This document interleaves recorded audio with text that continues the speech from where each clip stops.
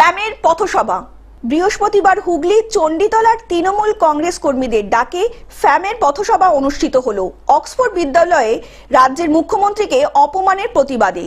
বৃহস্পতিবার সকাল থেকেই সারা চণ্ডীতলা চত্বরে ফ্যামের হলুদ পতাকা ছেয়ে যায়। তারপর সন্ধেবেলায় এই পথসভা শুরু হয় চণ্ডীতলায় L9 বাসস্টপ অঞ্চলে। এই পথসভাকে নেতৃত্ব দেন হুগলির জেলা পরিষদের শিক্ষক কর্মাধ্যক্ষ সুবীর মুখার্জি। এছাড়াও এই সভায় উপস্থিত ছিলেন হুগলির ডানকুনি পুরসভার চেয়ারম্যান হাসিনা শবনম, উপপৌরপ্রধান প্রকাশ রায়, ফ্যামের রাজ্য সম্পাদিকা রিয়া দে মল্লিক, সুদীপ রাহা, কৌশিক শীল এবং চণ্ডীতলার বিধায়িকা সাথী খান্ডকার, রাজ্য তৃণমূল ছাত্র পরিষদের রাজ্য সভাপতি তৃণাঙ্কুর ভট্টাচার্য সহ অন্যান্য তৃণমূল কংগ্রেসের নেতৃত্ববৃন্দ।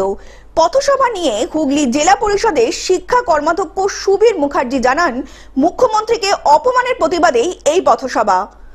তিনি বারবার বলেন যে নেত্রী যেখানে অপমানিত হবে, প্রিয় সেনাপতি অভিষেক বন্দ্যোপাধ্যায় যেখানে অপমানিত হবে, সেখানে তোমাদের বসে থাকলে হবে না। কারো কিছু তোয়াক্কা নয়, তোমাদের রাস্তায় নামতে হবে, প্রতিবাদ করতে হবে। অন্যায় যেখানে প্রতিবাদ সেখানে।